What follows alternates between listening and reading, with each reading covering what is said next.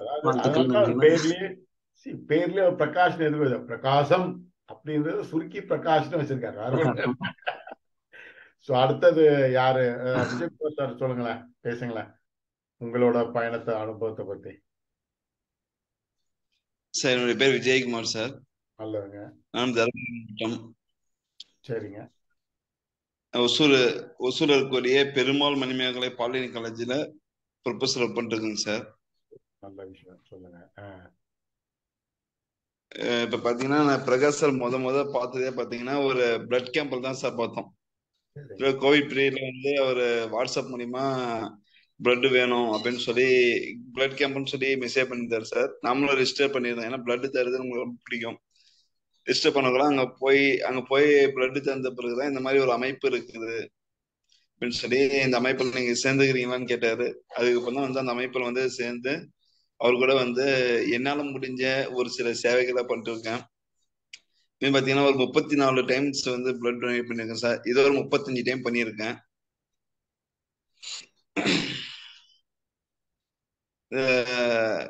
Teaching field இருக்கனால அந்த education வந்து ரொம்ப பிடிக்கும் சார்.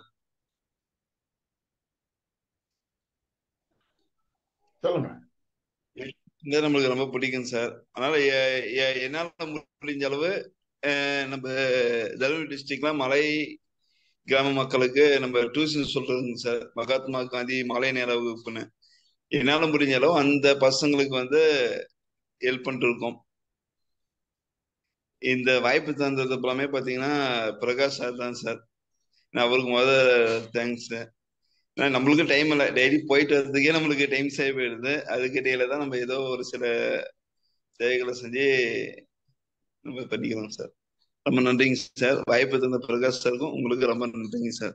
ரொம்ப நன்றி விஜயகுமார் சார். அதாவது இப்ப அவங்க 2 பேருமாவது அவங்களோட சொந்த இன்ட்ரெஸ்ட்ல பண்ணிருக்காங்க. நீங்க வந்து ஒரு ப்ரொஃபஸரா இருந்து பண்றீங்கன்னா நீங்க வந்து ஒரு நிறைய மாணாக்களுக்கு கண்டிப்பா ஒரு முன்னோடியா வருவீங்கன்றது இது என்னோட திடமான நம்பிக்கை. காரணம் இவங்க 2 பேரும் அவங்க நண்பர்கள் அனைவரும் இருக்காங்க. அடுத்தது டாக்டர் எஸ் வேணுகோபால் அவர்கள். சார் வணக்கம் சார். வணக்கங்க, சொல்லுங்க. கேக்குதுங்களா? கேக்குதுங்க. நல்லா கேக்குது. சொல்லுங்க, கண்டினியூ பண்ணுங்க. சரி, ஓகே. நான் சோசியல் சர்வீஸ் அப்படிங்கிறது காலேஜில் தான் ஸ்டார்ட் பண்ணேன் சார். ஆக்சுவலி வந்து நான் என்எஸ்எஸ்லோட ஸ்டூடெண்ட் கோஆர்டினேட்டரா இருந்திருந்தேன். ஸோ அப்போ வந்து காலேஜில் கேம்ப் நடக்கும். ஸோ அப்போ கேம்ப்ல பிளட் டொனேட் பண்ணலாம் அப்படிங்கிற ஒரு தாட்லேயே அப்படிங்கிற ஒரு ரேஞ்சில் தான் ஒரு 2011 12 ரேஞ்சில் அப்படிதான் இருந்தேன். அப்புறம் அதுக்கப்புறம் நேரு யுவகேந்திரா அப்படின்னு சொல்லி சென்ட்ரல் கவர்மெண்ட்டுடைய ஒரு இது இருந்தது, இளைஞர் நலன் மற்றும் விளையாட்டுத்துறையுடைய இது இருந்தது. ஸோ அதுல போகும்போது மறுபடியும் அதுல கேம்ப். ஸோ அப்படி சிலதெல்லாம் பண்ண பண்ண ஆரம்பிக்கும் போதுதான் ஒரு ரத்தத்தோட அவேர்னஸ் கொஞ்சம் நிறைய விஷயம் தெரிஞ்சுக்கிட்டேன். ஸோ இதெல்லாம் இப்படி இருக்கு, இதெல்லாம் பண்றோம், இது மூலமா நமக்கு இத்தனை பேரோட உயிரை நம்மளால காப்பாற்ற முடியும் அப்படிங்கிற ஒரு விஷயத்த இது பண்ணும். ஸோ அப்போ ஆரம்ப காலகட்டத்துல ஒரு பட்டன் ஃபோன் தான் இருந்தது. ஸோ அப்போ வந்து பிரகாஷ் பிரதர் வந்து நான் நேர்ல பார்த்ததுல ஒரு 14 15 அந்த ரேஞ்சிலேயே பேச ஆரம்பிச்சிட்டோம். அவரு என்னைய பார்த்ததுல நானும் அவரையும் பார்த்ததுல ஒரு 17 தான் நாங்க சந்திச்சதே. ஆனா அதுக்கு முன்னாடி வரைக்கும் தருமபுரி இருந்து ஒரு பிரகாஷ்னு ஒருத்தர் கூப்பிடுவாரு அப்படிங்கிறது தெரியும். அவருக்கு ஈரோட்ல இருந்து வேணுகோபால்னு ஒருத்தர் கூப்பிடுவாரு அப்படிங்கிறது அவருக்கு தெரியும். நாங்க பெருசா அறிமுகம் ஆயிக்கல. இதை பத்தி தெரிஞ்சுக்கல, மத்த பத்தி எதுவுமே நாங்க தெரிஞ்சுக்கல. பிளட் ஏதோ எமர்ஜென்சி வேணும் அப்படின்னா ஈரோடு அப்படின்னாலும் உடனே அவர் என்ன கூப்பிடுவாரு. தருமபுரியில் ஏதோ வேணும்னா அப்படின்னு உடனே கூப்பிடுவாரு. அந்த பட்டன் போன்ல டைப் பண்ணி அனுப்பிட்டு இருந்த சமயத்துல. ஸோ அப்புறம் சரி நம்ம இது ஒரு டீம் ஃபார்ம் பண்ணலாம், இது ஒரு விஷயத்த நம்ம செய்யலாம் அப்படிங்கிற ஒரு நோக்கத்துல வரும்போது சரி நம்ம சந்திப்போம் அப்படின்னு சொல்லி சேலத்துல நாங்க ஒரு 10 15 பேர் சந்திச்சோம். சந்திச்சுட்டு சரி ஒரு அமைப்பா நம்ம உருவாக்குவோம், இந்த அமைப்பை தமிழ்நாடு லெவல்ல கொண்டு போவோம், இதை கொண்டு போறதுக்கு நம்ம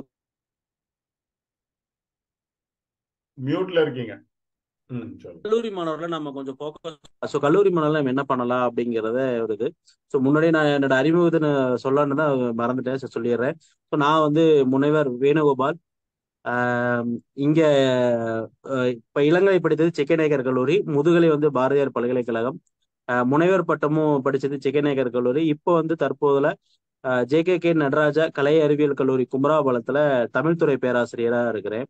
ஸோ அப்போ இந்த சேவைகள் எல்லாம் நாங்கள் இதெல்லாம் செஞ்சுட்டு இருக்கதான் ஸோ எங்களுக்கு ஒரு உயிர் ஏற்பட்டுச்சு. சரி நம்ம இதை விடக்கூடாது. ஆனா கையில எங்கிட்டயும் சரி, பிரகாஷ் பிரதர்கிட்டயும் சரி, பின்னாடி பொருளாதார ரீதியான பேக்ரவுண்டான குடும்பங்கள் கிடையாது. ஒரு ரூபா கிடைச்சதுன்னா அந்த ரூபா யாராவது எப்படி கொடுக்கலான்னு தான் யோசனை தவிர நாங்க எங்களை எப்படி எடுத்துக்கணும் நாங்க யோசிச்சதே கிடையாது.